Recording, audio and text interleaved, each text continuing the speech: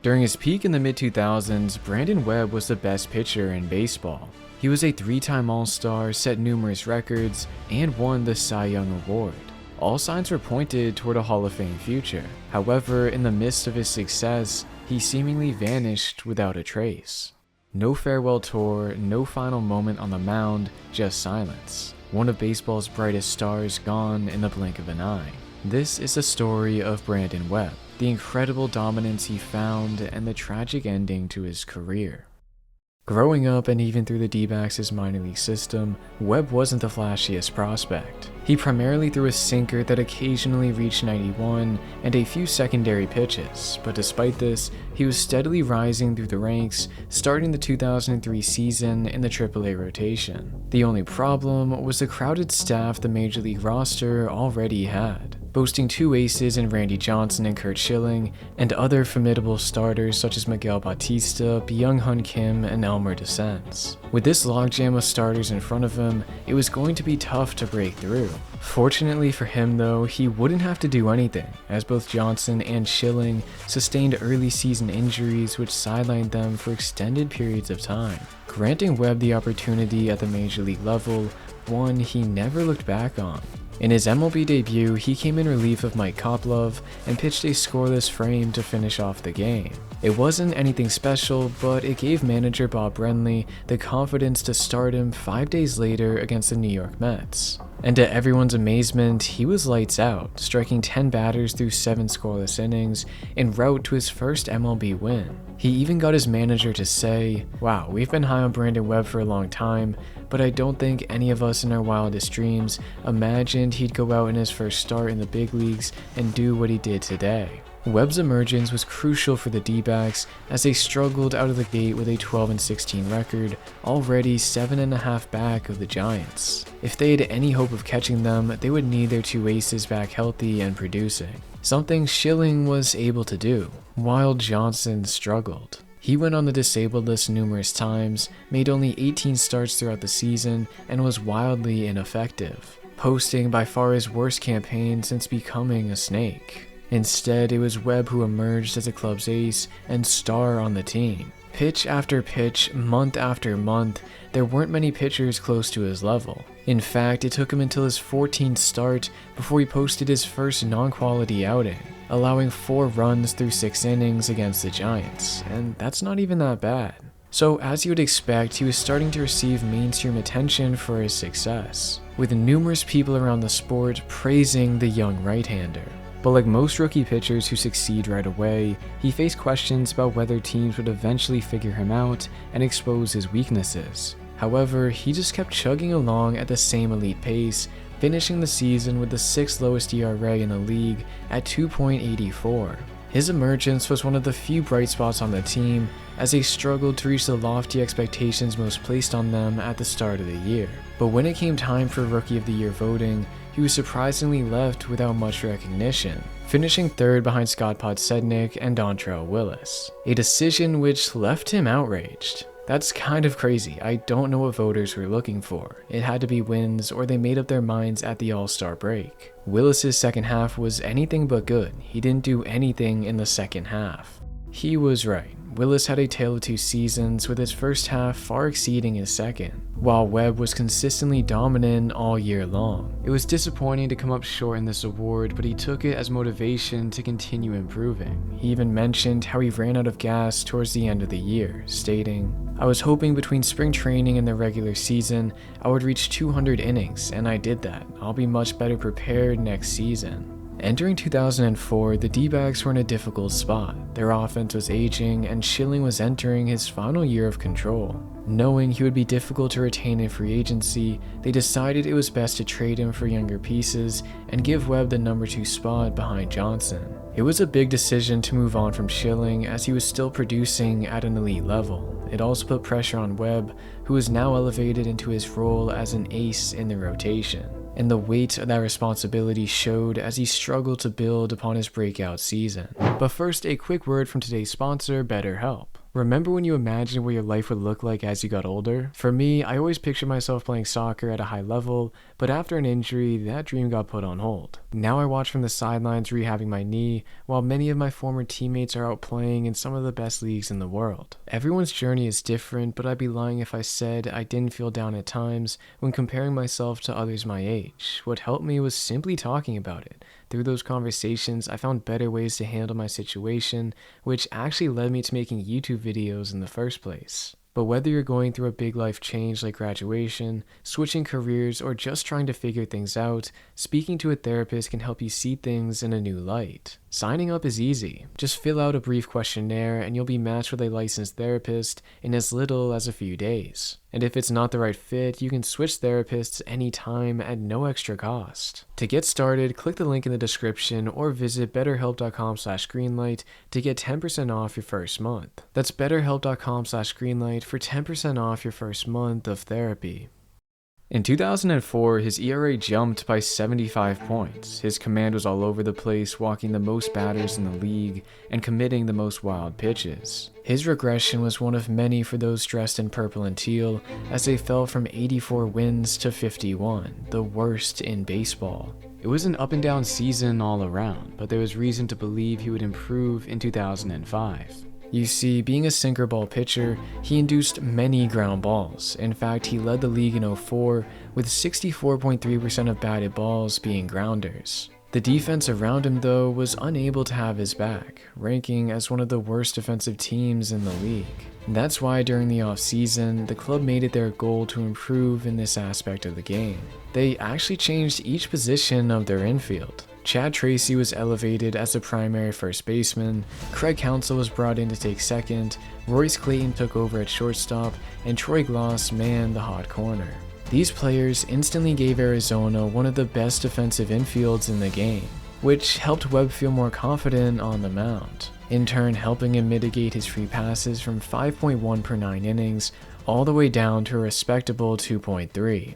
It was a step in the right direction, so that off-season he continued to hone in on his craft, refining his command and working on his secondary pitches to ensure teams weren't just looking for his sinker. It was effort which may have gone unnoticed at the time, but once the season started, it was clear just how much he improved. To start the year, it was outing after outing where he was untouchable on the mound, finishing April with the 6th lowest ERA, before elevating his game even further in May. On the 20th, he enjoyed his best outing of the season with a complete game shutout. 5 days later, he did it again, and 5 days after that, it was 7 scoreless. He was fearless on the mound, going 30 straight innings without allowing a run, lowering his ERA to a tick over 2, the lowest in the National League. With this in mind, it was no shock once he was voted into the All-Star game. This was a dream come true for him to compete with the best players on the planet and test his ability even further. And boy did he get a tough challenge. Coming into the 4th inning with Derek Jeter, David Ortiz, and Alex Rodriguez due up. But surprisingly, he kept them in check. He retired Jeter swinging, he jammed Ortiz, and he even got A-Rod to ground out.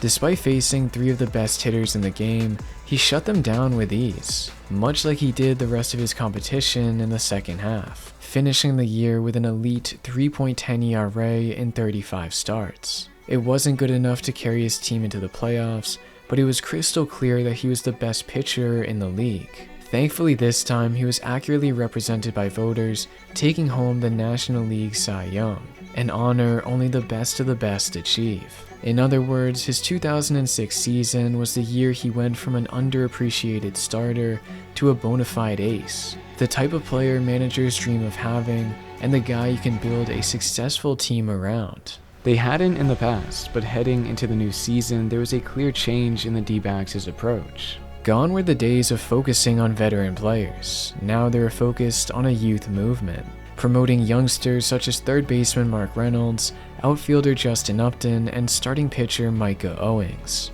Together, alongside numerous other improvements made throughout the roster, helped the club explode in the second half of the year, improving from 47-43 at the All-Star break to winning the NL West at 90-72. Nobody was more impactful to their division-winning team than Webb. Somehow, after winning the Cy Young Award, He produced a carbon copy season with identical stats in ERA, innings pitched, and ERA+. He even broke his previous scoreless innings streak, managing 42, a franchise record that stood all the way until 2022 when Zach Gallen logged 44 1/3. But anyways, the most important fact throughout this all was that the D-backs were heading to the playoffs for the first time in 6 seasons, and the first with Webb. Back then, their rotation was anchored by Johnson and Schilling. Now, it was a new era. Webb was their ace, and it was up to him to set the tone for the rest of the team. Here's the 0-2 pitch, strike 3, as Webb strikes out the side after 2.5, still no score. Everything was working exactly how he wanted it to. Ball backhanded at short by Drew to throw to first base in time.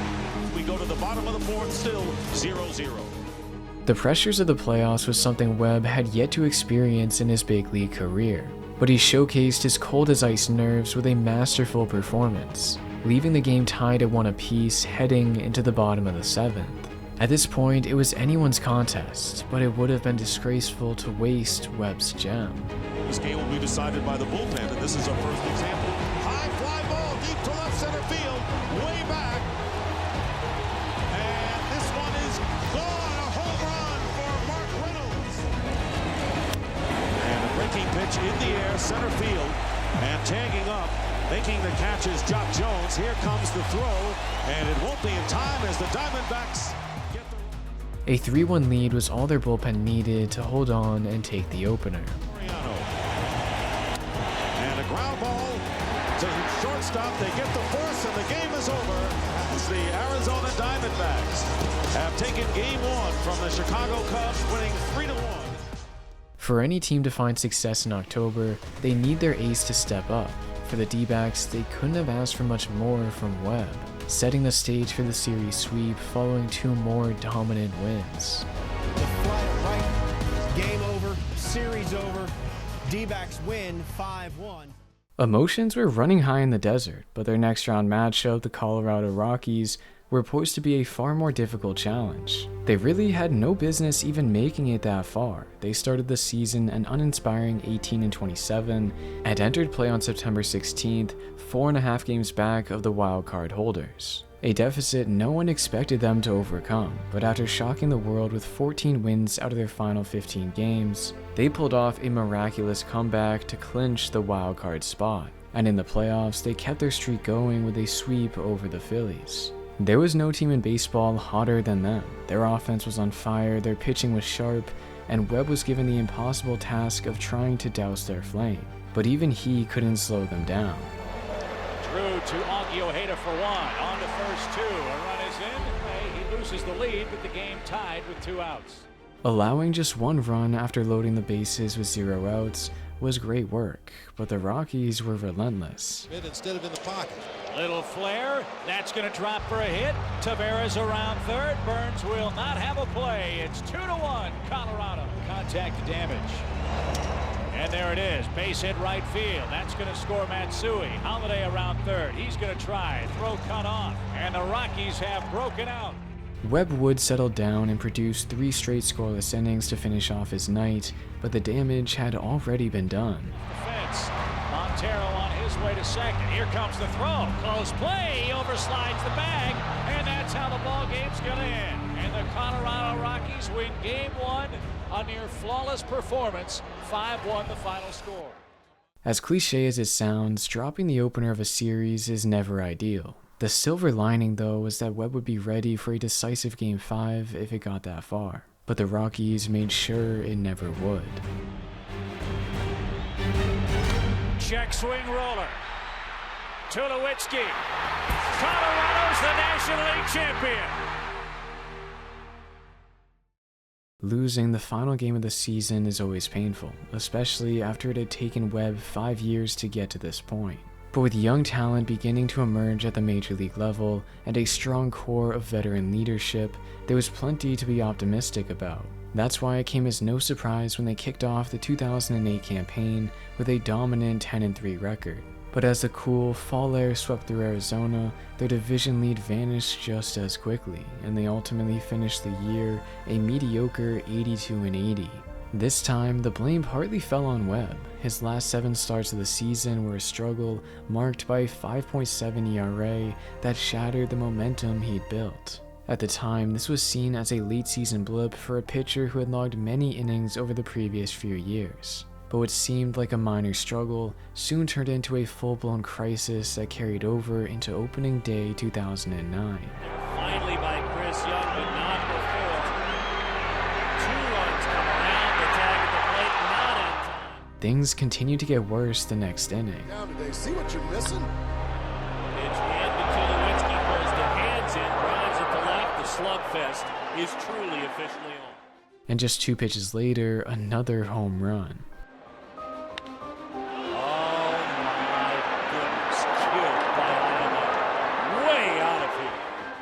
To make matters worse, after the game, Webb stated that his shoulder had stiffened up. He ended off his interview by saying he felt fine afterwards and that he wasn't concerned about his velocity dipping. A reassuring statement to make to the public, but in reality, this was his last major league outing of his career.